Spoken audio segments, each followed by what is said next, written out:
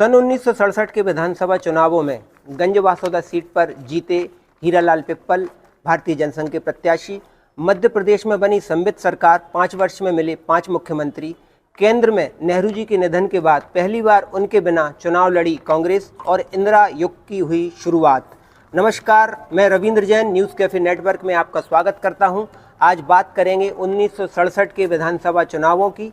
गंजबासौदा क्षेत्र जो कि उस समय अनुसूचित जाति के लिए आरक्षित था, जहां से भारतीय जनसंघ के प्रत्याशी हीरालाल पिप्पल ने कांग्रेस के प्रत्याशी सुन्नू लाल जी को पराजित किया था और एक बड़े मैंडेट के साथ वो जीत हासिल की थी उन्होंने। आइए उस समय के आंकड़ों पर हम नज़र मारते हैं। कुल वोट थे 71,718, मतदान हुआ था 42,719 वोटों का, यानी कि 59.57% वोटिंग हुई थी, जो कि पिछले विधानसभा चुनावों से 10% अधिक थी। रिजेक्ट हुए थे 2326 वोट और वैलिड मत हुए थे 40,393 वोट, जिनमें से जनसंघ के प्रत्याशी हीरालाल पिप्पल को मिले 29,757 वोट और कांग्रेस के प्रत्याशी सुन्नू लाल जी को मिले 7,818 वोट, यानी कि 21,939 वोटों के एक बड़े अंतर के साथ पिप्पल ने जीत हासिल की। आइए अब हम जानते हैं हीरालाल पिप्पल, जो कि विदिशा शहर के निवासी थे और विजय राजे सिंधिया राजमाता के खास नेताओं में से कहे जाते थे। तत्कालीन मुख्यमंत्री डीपी मिश्रा से अनबन और विवाद के चलते राजमाता ने कांग्रेस को छोड़ा और जनसंघ का दामन थामा और उनके साथ नेताओं का एक बहुत बड़ा धड़ा जनसंघ में शामिल हुआ। उन्हीं नेताओं में से एक थे हीरालाल पिप्पल। अब बात करते हैं मध्य प्रदेश की। उसी समय परिसीमन आयोग की सिफारिश के चलते मध्य प्रदेश में निर्वाचन क्षेत्रों की संख्या बढ़ा दी गई थी, जो कि 288 से बढ़कर 296 हो गई थी। सूबे में बनी कांग्रेस पार्टी की सरकार और मुख्यमंत्री बने द्वारिका प्रसाद मिश्र, लेकिन मिश्रा जी मात्र 4 माह तक ही मुख्यमंत्री रह पाए, क्योंकि कांग्रेस के ही विधायक गोविंद नारायण सिंह ने बगावत कर दी और एक नई पार्टी लोक सेवक दल के नाम से बना ली।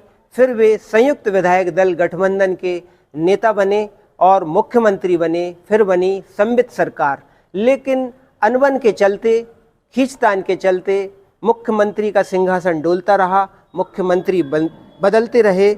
मुख्यमंत्री फिर बने नरेश चंद्र सिंह, जो कि मात्र 13 दिनों तक मुख्यमंत्री रहे, जो कि एक रिकॉर्ड है। फिर श्यामाचरण शुक्ल और प्रकाश चंद्र सेठी। इस तरह से मध्य प्रदेश में 5 वर्षों में 5 मुख्यमंत्री बने। ऐसी ही अस्थिरता केंद्र में देखी गई, क्योंकि उस समय जवाहरलाल नेहरू जी का देहावसान हो चुका था। कांग्रेस ने पहली बार नेहरू जी के बिना आम चुनाव को लड़ा। हालांकि चौथी बार कांग्रेस की सरकार बनी, लेकिन राज्यों में प्रदर्शन उनका फीका रहा और उनके हाथ से 6 राज्य निकल गए।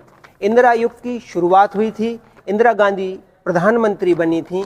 ऐसी विकट परिस्थितियों में कामराज ने अपने हाथ में पार्टी का दामन, पार्टी का नेतृत्व थामा, जो कि उस समय कांग्रेस पार्टी के राष्ट्रीय अध्यक्ष भी थे। बहुत अच्छी भूमिका कांग्रेस में निभाई और नेहरू जी के निधन के बाद लाल बहादुर शास्त्री और इंदिरा गांधी जी को प्रधानमंत्री बनाने में उनकी महत्वपूर्ण भूमिका थी।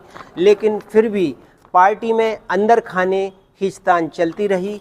कामराज के समर्थकों और इंदिरा गांधी के समर्थकों के बीच आपसी अनबन थी, जिसके चलते सन 1969 में पार्टी का विभाजन हुआ और पार्टी की स्थिति ज़्यादा ठीक नहीं थी।